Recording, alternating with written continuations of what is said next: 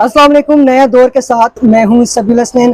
آج اسلام آباد high court میں پاکستان تحریک انصاف کے رہنما شہریار آفریدی اور شاندانہ گلزار نے ایم پی او کے تحت جو ان کی گرفتاری تھی ان کو چیلنج کر رکھا تھا. اس کیس کی سماعت ہوئی ہے. جسٹس بابر ستار کی عدالت میں اس کیس کی سماعت ہوئی. انہوں نے بڑا کلیئرٹی کے ساتھ اور بڑا بولڈ جو ہے تو کیس کی جو پروسیڈنگ ہے وہ کنڈکٹ کی. آج کیس کی سماعت کے بنیادی طور پر دو حصے ہیں. ایک تو توہین عدالت کا معاملہ اور دوسرا رہائی کے جو احکامات ہیں وہ کن شرائط پر ہیں اس میں ہم بات کریں گے. میرے ساتھ موجود ہیں ثاقب بشیر, سینئر صحافی اور اسلام آباد ہائی کورٹ کو کور کرتے ہیں. جی ثاقب, یہ بتائیں کہ کیا احکامات آج جاری کیے ہیں؟ ایک تو عدالت نے فوری طور پر شہریار آفریدی اور شاندانہ گلزار کو رہا کرنے کا حکم دیا ہے, لیکن یہ کچھ شرائط ہیں اس کی. ایک, عدالت نے یہ کہا ہے کہ وہ اسلام آباد کی حدود سے باہر نہیں جائیں گے. دوسرا, وہ سوشل میڈیا یا مین اسٹریم میڈیا پر کسی قسم کا کوئی بیان نہیں دیں گے. ساتھ ہی دو شرائط پوری کرنی ہے شاندانہ گلزار اور شہریار آفریدی نے آئندہ سماعت تک. ایک شرط جو ہے وہ عدالت نے آئی جی اسلام آباد یا جو چیف کمشنر ہے ان پر یہ ڈالی ہے کہ جو ان کی حفاظت ہے ان کی ذمہ داری آئی جی اسلام آباد اور چیف کمشنر پر ہوگی. اگر ان کو کچھ ہوا تو وہ ذمہ دار ہوں گے. یہ اس لیے عدالت نے آرڈر کیا کہ شیر افضل مروت نے عدالت کو یہ بتایا کہ 7 یا 8 دفعہ پہلے یہ ضمانت پر مختلف کیسز میں ضمانت پر ہیں اور 7واں یہ ایم پی او ہے جو ان کے خلاف جاری ہو چکا ہے. تو بظاہر عدالت نے اس صورتحال سے بچنے کے لیے یہ پروٹیکشن دی ہے شہریار آفریدی اور شاندانہ گلزار کو, اور ملبہ آئے گا آئی جی اسلام آباد اور چیف کمشنر پر اگر اب ان اگلی سماعت سے پہلے ان کے خلاف کچھ بھی ہوا تو. بلکہ آئی جی اسلام آباد کو جب رپورٹ جمع کرانے کی ہدایات دی تو یہ بھی کہا کہ آپ سوچ سمجھ کے رپورٹ جو ہے تو وہ جمع کرائیں کیونکہ اس کے کنسیکوینسز ہوں گے. تو یہ توہین عدالت آپ کو لگتا ہے آئی جی اسلام آباد جو ہے تو, کیونکہ پہلے ہم نے دیکھا ڈی سی ہے, ایس ایس پی آپریشنز ہے, ان کا توہین عدالت کا کس طرح سے معاملہ شروع ہوا؟ ڈی سی اسلام آباد اور ایس ایس پی آپریشنز کو عدالت نے ان کا جو جواب تھا شو کاز نوٹس میں غیر تسلی بخش قرار دیا. ان کے خلاف کیس یہ ہے کہ شہریار آفریدی اور شاندانہ گلزار کا بالخصوص اور بالعموم باقی جو ایم پی اوز جاری ہوتے رہے ہیں کہ عدالت نے یہ کہا ہے کہ آپ نے یہ ایم پی او کا جو آرڈر جاری کیا ہے شہریار آفریدی کا, جون میں بھی آپ نے آرڈر جاری کیا اور وہ کالعدم ہوا ہائی کورٹ سے. اب پھر آرڈر جاری ہوا ہے اور اس میں کوئی جو ہے ریزنیبل کوئی ایسی ریزننگ نہیں ہے کہ جس کو عدالت کہے کہ یہ بادی النظر میں کیس بنتا ہے ایم پی او کا. تو اس لیے عدالت نے یہ کہا ہے کہ اختیارات کا آپ نے ناجائز استعمال کیا ہے. تو اس لیے چیف کمشنر جو ڈی سی اسلام آباد ہیں اور ایس ایس پی آپریشن ہے ان کو شوکاز کیا گیا تھا. انہوں نے آج جواب جمع کروایا صبح عدالت کے سامنے, اور عدالت نے وہ جواب پڑھا, غیر تسلی بخش قرار دیا اور یہ کہا کہ اب آپ پر فرد جرم عائد ہوگی. تو یہ بہت بڑی خبر ہے کہ اسلام آباد کی جو انتظامیہ ہے ان کے خلاف اسلام آباد ہائی کورٹ نے اب باقاعدہ طور پر توہین عدالت کی کارروائی جو ہے وہ شروع کر دی ہے.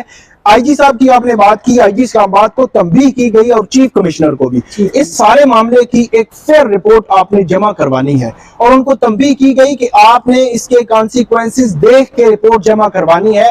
ماضی میں تقریباً آج سے 1.5 منتھ پہلے اسی طرح کی صورتحال میں کوئی پولیس کے اہلکار تھے, ان کے جو افسران تھے ان کو عدالت نے کہا تھا کہ آپ رپورٹ جمع کروائیں, اور وہ اس رپورٹ میں نیگلیجنس بعد میں ثابت ہوئی تو ان افسران کے خلاف بھی کارروائی ہوئی تھی.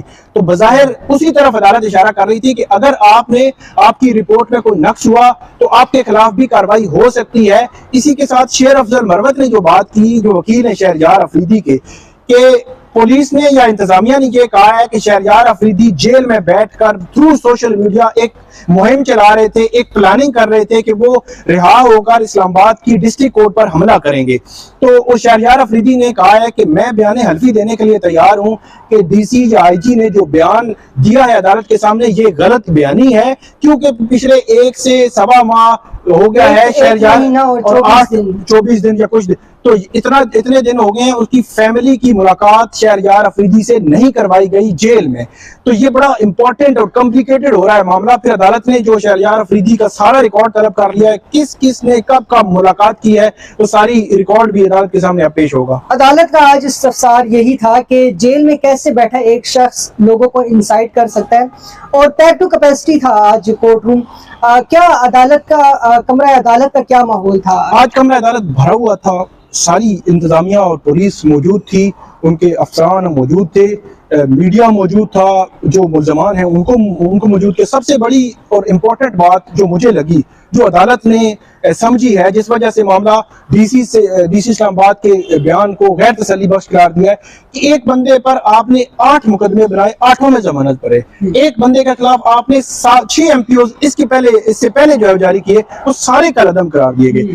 تو عدالت یہ کہتی ہے کہ اتنا مطلب اختیارات کا ناجائز استعمال آپ کریں گے, اختیارات کا بے جا استعمال کریں گے, تو جو شہریوں کے حقوق ہیں ان کا تحفظ کون کرے گا. یہ بنیادی پوائنٹ تھا جس کے ارد گرد آج کی پوری سماعت گھوم رہی تھی. اور عدالت کے جو آبزرویشنز تھیں, جو ریمارکس تھے, ان سے یہ لگ رہا تھا کہ جو عدالتیں ہیں ان کے ساتھ بھی کھیلا جا رہا ہے.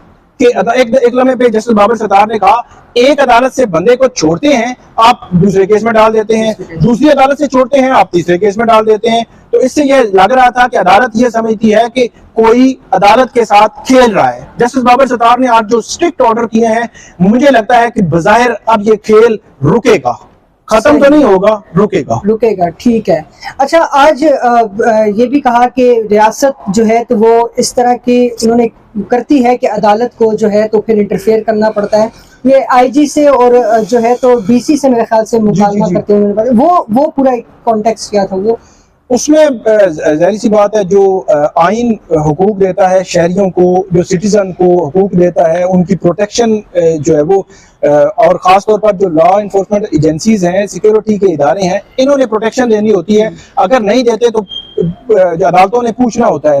تو اس حوالے سے وہ جو جسٹس بابر ستار ہیں وہ بات کر رہے تھے, اور انہوں نے ایک لمحے پہ یہ بھی کہا کہ آج کل جو ہے وہ لوگ لاپتہ ہو رہے ہیں اسلام آباد سے.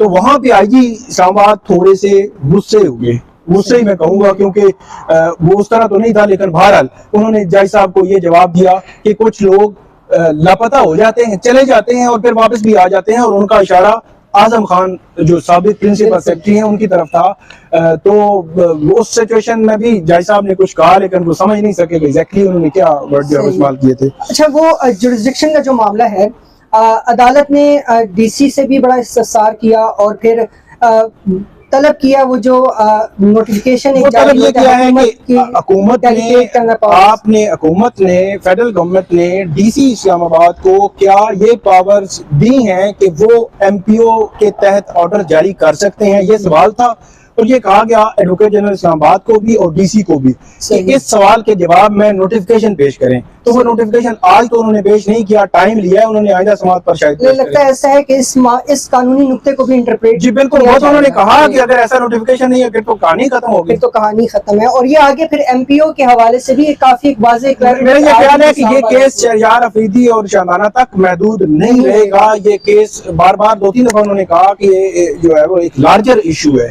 تو لارجر ایشو کا مطلب یہ ہے کہ یہ کیس کھلے گا, اس میں بہت بڑی کوئی ججمنٹ آئے گی. ٹھیک ہے, بہت شکریہ ثاقب بشیر. 2 ہفتے بعد اس کیس کی دوبارہ سماعت ہے, اور ہم آپ کو اس کیس سے متعلق اپڈیٹ کرتے رہیں گے. فی الوقت کے لیے اتنا ہی. اللہ حافظ.